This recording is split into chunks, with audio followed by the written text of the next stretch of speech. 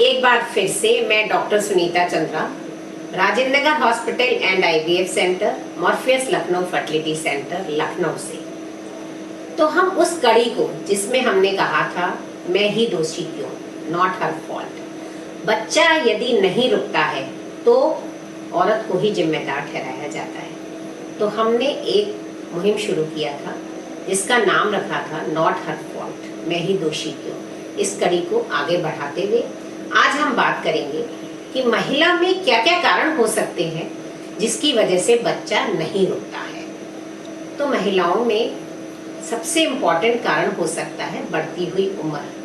दूसरा, अंडा या तो नहीं बनता है या खराब बनता है या अंडे बड़े नहीं हो पाते हैं। तीसरा, अंडे हैं लेकिन बहुत कम है, उम्र भी ठीक है, बड़ी नहीं है, लेकिन अंडे बहुत कम हो गए हैं। दोनों नली बंद हो सकती है, अंडाशय में सिस्ट हो सकती है, बच्चेदानी के अंदर गांठ हो सकती है, या फिर कोई एनाटॉमिकल प्रॉब्लम जैसे कि बच्चेदानी 2 भाग में बटी हुई है या बच्चेदानी का एक ही भाग विकसित है।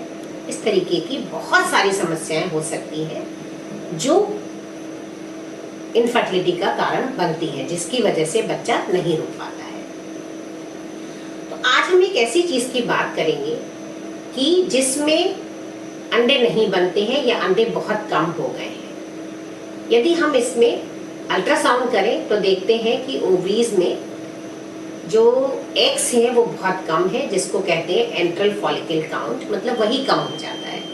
और यदि हम ब्लड का टेस्ट कराते हैं AMH तो वो 1 से भी कम हो जाता है। तो लो AMH या लो AFC ये क्यों है? तो ये बढ़ती उम्र में तो ठीक है, 35 साल के बाद यदि ये कम हो रहा है तो कोई बात नहीं, लेकिन यदि 25 साल पे, 26 साल पे, 28 साल पे ये कम हो रहा है तो इसको कहते हैं प्रीमेच्योर ओवेरियन फेल्यूर, कि मतलब समय से पहले ओवरीज ने काम करना बंद कर दिया है, ओवरीज की नसें सूखने लगी हैं, जिसकी वजह से अंडाणु कम होने लगे हैं। तो इसकी वजह बहुत सारी होती है। एक तो ये हो सकता है कि पहले कोई सर्जरी हुई है और ओवरी का कुछ पार्ट निकाल दिया गया है या कोई ओवरी ही निकाल दी गई है, या फिर एंडोमेट्रियोसिस हो सकती है जिसकी वजह से ओवरीज में अंडे कम होते चले जाते हैं। तीसरा, जिसको ऑटोइम्यून डिसऑर्डर कहते हैं, जिसमें नहीं पता चलता कि इतनी कम उम्र पे भी AMH क्यों कम हो गया है। और चौथा ये कि उम्र बढ़ रही है तो धीरे धीरे करके AMH कम होना ही है, AFC कम होना ही है। तो जिनकी उम्र बढ़ रही है, यदि हम उनकी बात करें और उन्होंने अपना AMH करवाया है और 1 के आसपास है, तो उनके लिए सबसे इम्पोर्टेंट ये है कि वो अब अपनी प्रेगनेंसी को पोस्टपोन नहीं कर सकते। उनको प्रायोरिटी पे प्रेगनेंसी के लिए ट्रीटमेंट कराना होगा। वो अपने अंडाणु को सुरक्षित करा सकती हैं, प्रिजर्व करा सकती हैं, और या फिर अपने भ्रूण को सुरक्षित करा सकती हैं यदि वो प्रेगनेंसी अभी नहीं चाहती हैं। लेकिन जरूरी है कि हेल्दी लाइफस्टाइल अपनाएं और इस चीज पर ध्यान दें कि अब प्रेगनेंसी बहुत दिन तक पोस्टपोन नहीं करनी है। यदि वो किसी वजह से प्रेगनेंसी नहीं चाहती हैं तो अपने अंडाणु या अपने भ्रूण को सुरक्षित करना ना भूलें, जिससे फिर वो जब चाहें 2 साल 4 साल बाद उनको अपने ही अंडाणु से या अपने ही भ्रूण से प्रेगनेंसी आ सकती है। नहीं तो फिर ऐसे पेशेंट्स को बैंक से अंडे लेने पड़ते हैं, oocyte डोनेशन जिसे कहते हैं। तो और दूसरा ग्रुप आता है कि जो यंग है लेकिन उसका AMH कम है, उसका AFC कम है। इनमें एक बहुत अच्छी बात यह है कि यंग पेशेंट्स में अंडे यदि कम भी हैं तब भी वो ताकतवर होते हैं और वो प्रेगनेंसी दे सकते हैं। सवाल इस बात का है कि उनको जागरूक किया जाए। जागरूक कैसे किया जाए? उनका एक अल्ट्रासाउंड करके देखिए कि उसमें एंट्रल फॉलिकल काउंट कितना है, उनका AMH करवाइए, FSH करवाइए, उसके हिसाब से डिसाइड करिए कि अभी उनके पास कितना टाइम है, वो प्रेगनेंसी अपने ही अंडे से हो सकती है या नहीं। इन लोगों के लिए भी मेरा जो सबसे बड़ी सलाह है वो यही है मेरी कि प्रेगनेंसी को डिले ना करें। और दूसरी चीज, बिल्कुल निराश ना हो कि मेरे अब तो अंडे कम हो गए, प्रेगनेंसी हो ही नहीं सकती है। बिलीव मी, यदि उनके 1-2 अंडे भी बनते हैं तो वो भी उनको प्रेगनेंसी दे सकते हैं, क्योंकि यंग पेशेंट्स के अंडे ताकतवर होते हैं, अच्छे होते हैं, गुणवान होते हैं, उनकी गुणवत्ता अच्छी होती है। तो वो 1-2 अंडे से भी प्रेगनेंसी उनको आ सकती है। सिर्फ ये है कि जल्दी से जल्दी सही जगह जाकर इलाज कराएं। तांत्रिक झाड़ फूक के चक्कर में ना पड़े कि इससे हम आपके अंडे बढ़ा देंगे, हम आपका हार्मोन बढ़ा देंगे, ऐसा नहीं हो सकता है। ठीक है, कुछ कुछ दवाइयां हैं जो वो शुरू कर सकते हैं, जिससे 1 की जगह 2 मिल जाए, 2 की जगह 4 मिल जाए। इससे ज्यादा कुछ नहीं होगा। निराश ना होकर यदि आप सही समय से सही जगह सही डॉक्टर के पास पहुंचते हैं तो आपको अपने ही अंडे से अपना बच्चा मिल सकता है। मतलब जेनेटिकली आप अपने बच्चे के माँ बाप बन सकते हैं। तो ये हमने बात की कि जिनका AMH बहुत कम हो गया है उनको क्या करना चाहिए।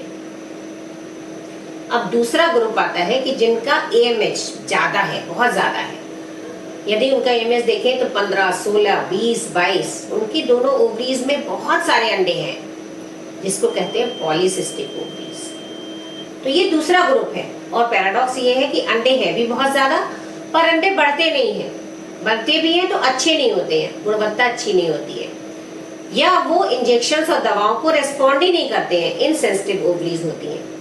तो ऐसे पेशेंट्स होते हैं पॉलीसिस्टिक ओवेरियन डिजीज वाले पेशेंट्स, जिनमें अंडे हैं तो बहुत, लेकिन ओव्यूलेशन नहीं होता है, अंडा बढ़ता नहीं है साइज में, छोटे छोटे बहुत सारे होंगे, आप दवाएं इंजेक्शन दे रहे हैं लेकिन उसके बाद भी अंडा नहीं बनता है। ऐसे पेशेंट्स के लिए आज हम बात करेंगे सिर्फ नॉन मेडिकल थेरेपी की, जिसमें मैं बताऊंगी कि लाइफ स्टाइल मॉडिफिकेशन बहुत ज्यादा जरूरी है।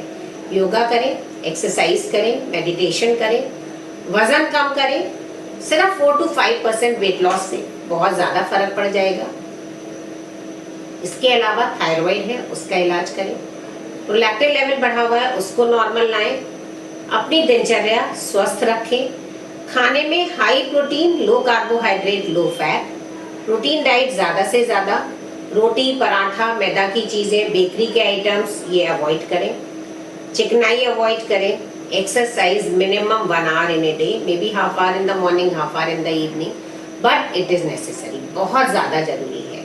तो लाइफ स्टाइल मॉडिफिकेशन में exercise, diet and positive thinking towards life is very very important. तो जिनका AMH ज्यादा है, जिनको पॉलीसिस्टिक ओवेरियन सिंड्रोम के लक्षण है, जिनको माहवारी समय से नहीं आती है, देर से आती है या दवा लेने से ही आती है, जिनका AMH बढ़ा हुआ है, बच्चा उनको भी होगा, निराश होने की उनको भी जरूरत नहीं है। लेकिन सबसे पहले अपनी दिनचर्या में बदलाव लाएं, अपने लाइफ स्टाइल को मॉडिफाई करें, तो उनको भी बच्चा रुकेगा।